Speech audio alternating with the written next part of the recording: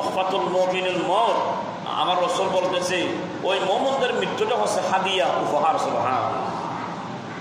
এখন আসি, এলাকার মধ্যে যখন আপনার সাধ্য আছে যে আপনার ভাইকে, আপনার বন্ধুকে, আপনার প্রতিবেশীকে আপনি একটা কাজের উপদেশ দিতে পারবেন, উপদেশ দিতে পারবেন, কিন্তু আপনি দিচ্ছেন না, কিন্তু আপনি দ্বারা করেন। তখন আপনার দেওয়ার জন্য আল্লাহ আপনাকে ক্ষমতা দিয়েছে, আল্লাহ আপনাকে সমঝ দিয়েছে, আল্লাহ আপনাকে শক্তি দিয়েছে, আল্লাহ আমাকে বুঝ দিয়েছে। তো আপনার এই জ্ঞান, আপনার যে শক্তি, আপনার যে সাহস, সেগুলো আপনার ব্যবহার করতে হবে সঠিকভাবে। দেখতেছেন এমন একটা আমি ব্যবহার করতে গেলে আমার ক্ষতি হবে বা আমার পরিবারের ক্ষতি হবে, তখন নিষেধ আছে। দেখতেছেন আপনার একটা কথার কারণে একজন বেনামাজি নামাজি হবে, 5 ওয়াক্ত নামাজ পড়ো না, সাথে জুমাও পড়ো না, তা আপনার যদি ক্ষমতা আছে কিন্তু আপনি পাড়া প্রতিবেশীর একজন সকল এলাকার মুরব্বী আপনাকে শ্রদ্ধা করে, আপনি যখন কথা বলবেন যেখানে মধ্যে খতিব বা ইমাম কেউ কী করে না, উনি কী করে মানে না কথা, ওয়াজ তকরির করার পরও কিন্তু আপনার একটা কথার কারণে উনি কি আসবে, ওনার জীবনটা পাল্টিয়ে যাবে, পরিবর্তন হবে। তাহলে আপনি কী করবেন, আপনি আপনার ওই ক্ষমতাকে ব্যবহার করবেন, তাহলে কী হবে, আপনার কিয়ামতের ময়দানে আপনার জন্য নাজাতের জরিয়া হয়ে যাবে। সুবহানাল্লাহ।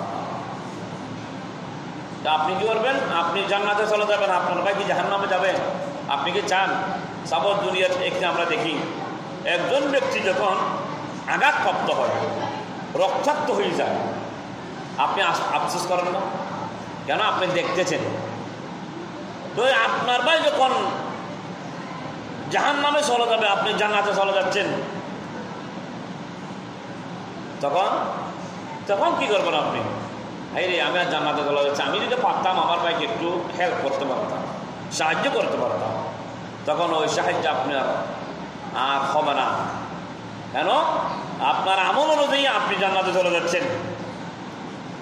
وَسِيقَ الَّذِينَ اتَّقَوْا رَبَّهُمْ إِلَى الْجَنَّةِ زُمَرًا حَتَّى إِذَا جَاءُوهَا وَفُتِحَتْ أَبْوَابُهَا وَقَالَ لَهُمْ خَزْنَتُهَا سَلَامٌ عَلَيْكُمْ طِبْتُمْ فَادْخُلُوهَا خَالِدِينَ وَقَالُوا الْحَمْدُ لِلَّهِ الَّذِي صَدَقَنَا وَعْدَهُ وَأَوْرَثَنَا الْأَرْضَ نَتَبَوَّأُ مِنَ الْجَنَّةِ حَيْثُ نَشَاءُ فَنِعْمَ أَجْرُ الْعَامِلِينَ।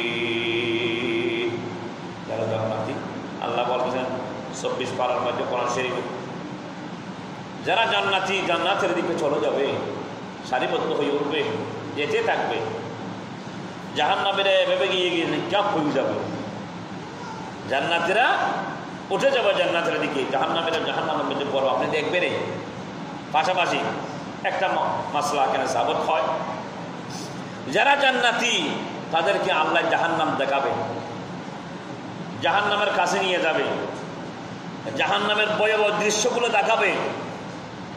ওই আমার বন্ধু মুত্তাকিন, আমার বান্দা, বন্ধু কেন বলছি, যারা আল্লাহর ওলি বনে যায়, আল্লাহ পর্যন্ত পৌঁছে যায়, মুত্তাকিন হয়ে যায়, তারা আল্লাহর বন্ধু হয়ে যায়। সুবহানাল্লাহ।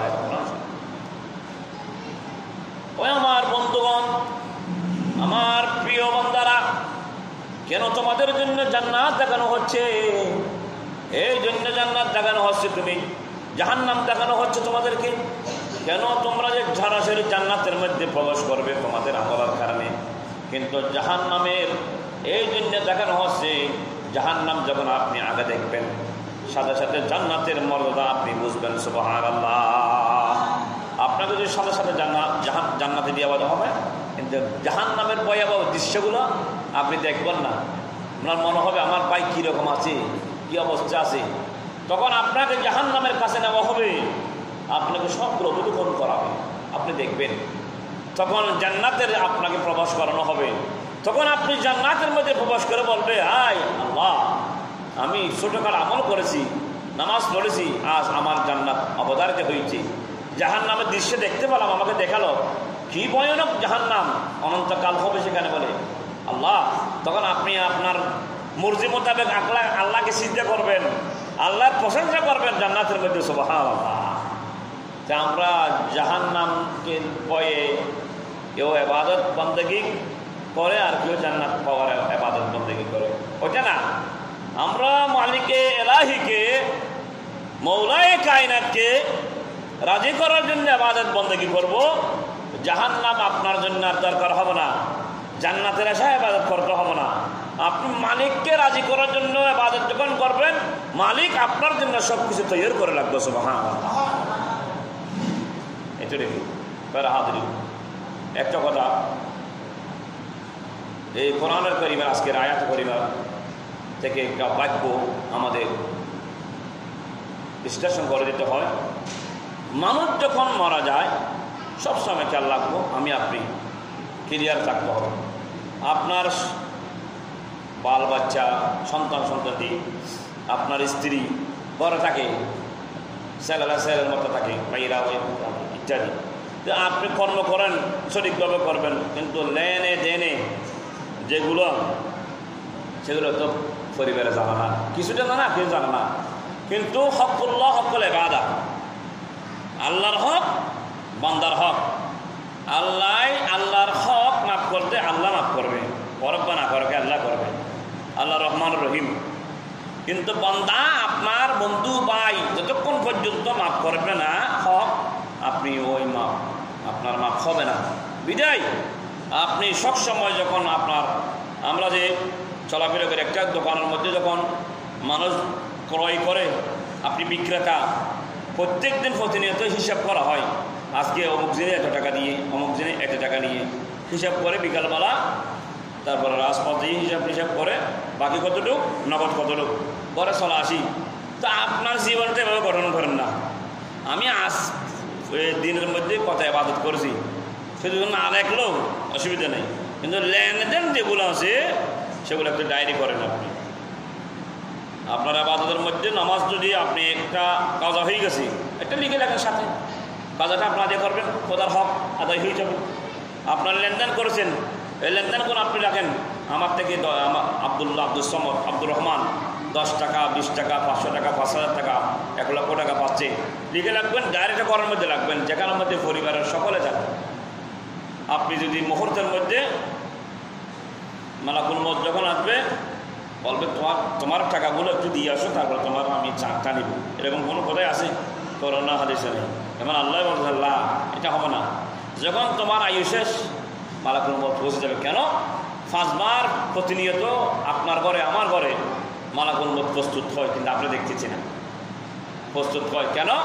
আপনার জান কখন কবজ করছে, কখন আল্লাহ ইশারা করতেছে, সাথে সাথে ওনার দায়িত্ব পালন করবে কে? মালাকুল মউত আজরাইল আলাইহিস সালাম। আমি বলতে চাচ্ছি ফেরা হাজরিন, আপনি ডায়েরি করবেন, ডায়েরিতে একটু কী করে টুকে নেবেন, লিখবেন ব্যক্তির নাম, মোবাইল নম্বর, ব্যক্তির নাম, মোবাইল নম্বর, টাকার হিসাব, লাগবেন এত টাকা আমার থেকে পাচ্ছি, আমি অমুক থেকে পাচ্ছি। শুধু আপনার থেকে পাচ্ছে সেটা না, আপনি পাচ্ছেন কার থেকে কত টাকা, নম্বর সহ সমস্যা যদি পারেন লিখে রাখবেন, তাহলে আপনার জন্য সেটা নিয়ামতে পরিণত হবে। সুবহানাল্লাহ। আপনার পরিবারের জন্য ভালো, আপনার জন্য নিজের পরিবারের যারা সদস্য আছে পরিশোধ করবে, এবং যার থেকে পাচ্ছেন আপনি সেগুলো নিতে পারবে, এবং আপনার থেকে যারা পাচ্ছে তাদেরকে দেওয়ার জন্য ক্লিয়ার হয়ে যাবে। এটাই আমরা কী করবো, মনের মধ্যে লাগবো এবং অন্যদেরকে শিক্ষা দেব। আল্লাহ আমাদেরকে সঠিক বিষয়টা বোঝার তৌফিক দান করুন। আমিন। আলহামদুলিল্লাহ রাব্বিল আলামিন। আসসালামু আলাইকুম ওয়া রাহমাতুল্লাহি